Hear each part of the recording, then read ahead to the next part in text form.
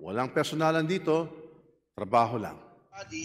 Na sila lahat, sila pa ang complainant, sila ang piskal, sila din ang huwes.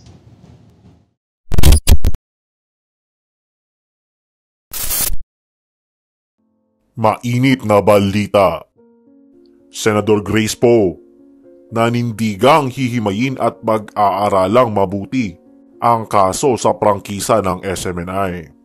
Attorney Tolentino may matapang na banat sa Kamara sa ginawa nitong demolition job laban sa SMNI.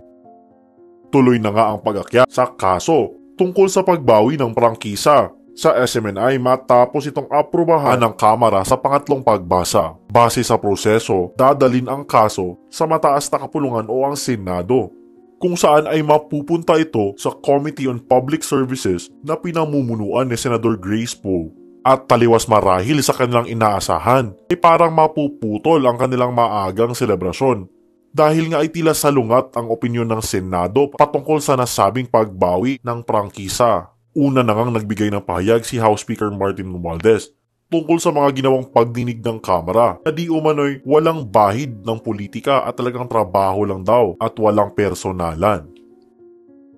On the franchise violations of Sunshine Media Network International, we have conducted numerous hearings and after persistent non-compliance and absence at the hearings conducted, the House Committee on Legislative Franchises cited Mr. Quiboloy in contempt on March 12, 2024. This decisive action underscores our commitment to uphold the integrity of broadcasting standards and the public's trust. For violating certain terms and conditions granted in its franchise contract embodied in RA 11422, or the law extending the grant of the franchise to SMNI, the plenary approved on third and final reading House Bill number 9710, revoking the franchise of SMNI by 284 members voting in the affirmative. This unequivocally affirms that the special privilege of holding a legislative franchise constitutes a right and duty to be performed by the grantee, and is contingent upon the fulfillment of legal, ethical obligations to our nation. Inutupad lamang natin ang mandatong inatang sa atin ng konstitusyon at ng mga taong bayan. Walang personalan dito, trabaho lang.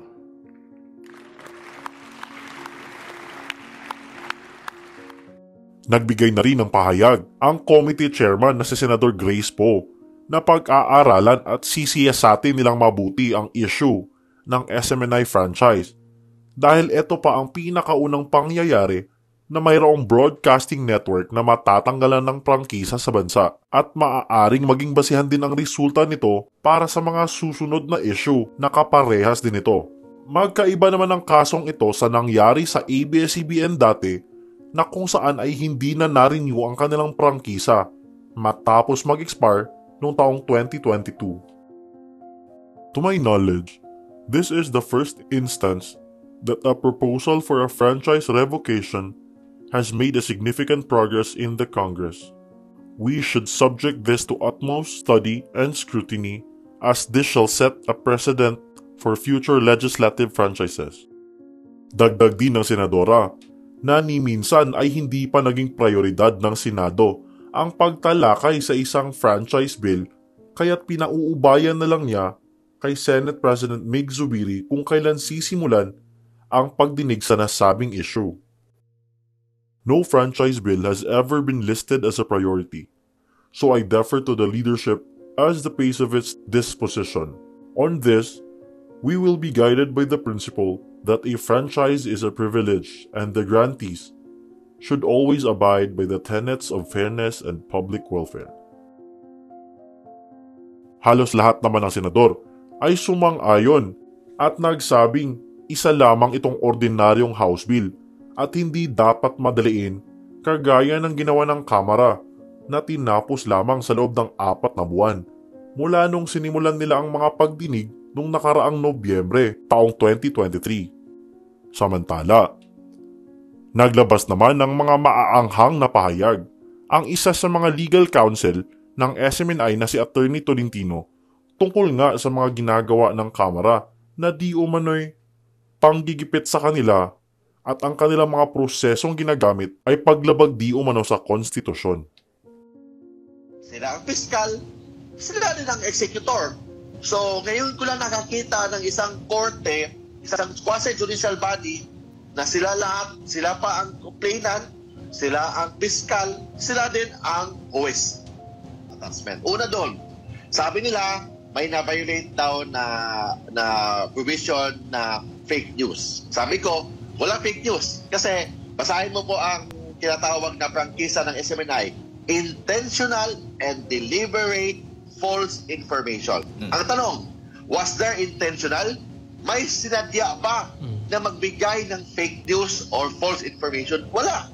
In fact, in the Supreme Court decision ng US na kinopya natin sa Pilipinas, yung News Times versus US, ang kalagay doon na even erroneous or may konting pagkakamali na pag-reporting, kasi hindi naman tayo perfect, may minsan magkakamali tayo, kasi tao lang tayo, even yung konting pagkakamali or may erroneous or inaccurate reporting is still covered by the freedom of press and freedom of expression guaranteed under the Philippine Constitution. Yan, hindi nila pinansin yan. Second, yung tinatawag na hindi na tayo nagbigay ng hindi na tayo nagpaalam sa Kongreso sa mga pagbabago sa mga shares of stocks.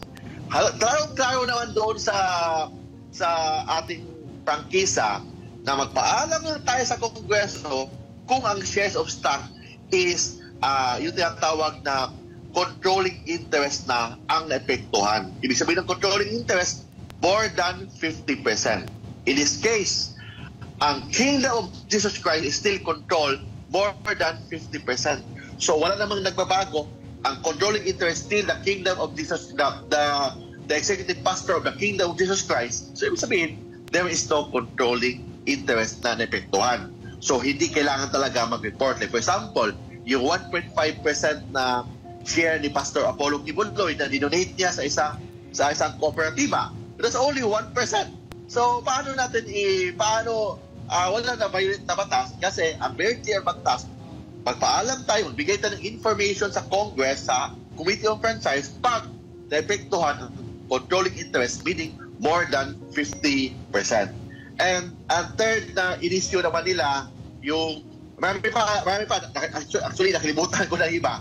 Basta number 3, yung tinatawag na franchise, yung more than 50%, and yung tinatawag na offering to the public, yung 30% offering to the public. Sabi ko, we are on the process of offering the shares of stocks of Suarez Media Corporation to the public. In fact, 1.5 binigay na natin sa isang kooperatiba. Ang tanong, bakit daw hindi natin binigay agad-agad? Hindi natin pwede i-compare ang Suarezug sa ibang korporasyon. Kasi sa ibang media corporation, nakalagay doon sa kanilang prangkisa na within 5 years, dapat yung 30% ibigay sa public within 5 years sa ibang mga prangkisa. But with respect to Suarezug Media Corporation, wala nakalagay.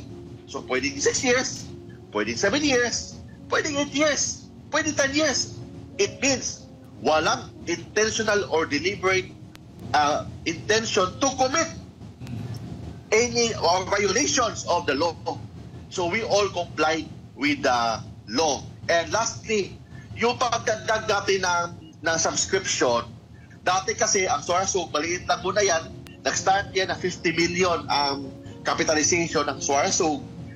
Ngayon, umabot na ng 650 million. Ang tanong, kailangan ba bang i-inform ang Congress kung dagdagan ang shares of stocks ng Suarezug? Hindi.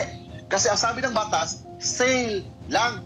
Pag nagbenta ka, with respect to controlling interest, yan, pwede ka magpaalam sa Congress. But in this case, walang pagbebenta. Kung hindi, dinagdagan ang capitalization from 50 million to 650 million. Ang tanong, is subscription or ang pagdagdag ng capitalization is considered sale? No. Basic yan. Nakalagay yan sa may mga jurisprudence sa ating Korte Suprema or even expert in corporation law that subscription is not equivalent to sale. Therefore, there is no need to inform to inform the House of Representatives. And lastly, Edmar, yung tinatawag na yung tinatawag na basta marami, I forgot sa iba, yung subscription, okay na subscription. So, yun talaga ang lahat na sinasabi nila na violate natin, na sinagot naman natin isa-isa yon. So, wala talagang violation. And lastly pala, yung discrepancy. Walang discrepancy sa pag-submit natin sa SEC and pag-submit natin sa Congress. Bakit walang discrepancy? Kasi, doon nag-submit tayo sa Congress, April of 2021. Of course, April 2021 tayo nag-submit. Ang GIS na atas natin is the GIS of 2020. Bakit hindi 2021? Kasi ang board meeting na Suarsog is July of 2021. Therefore, ang sagot talaga natin, April tayo magpadala sa Kongreso at saka sa SEC, yung 2020. Kasi ang meeting ng Suarsog, yung board meeting is July of every month. So therefore, April pa natin nagpadala sulat. So yung last year na GIS muna ang na-attach doon sa letter ng Suarsog doon sa Congress at saka sa SEC.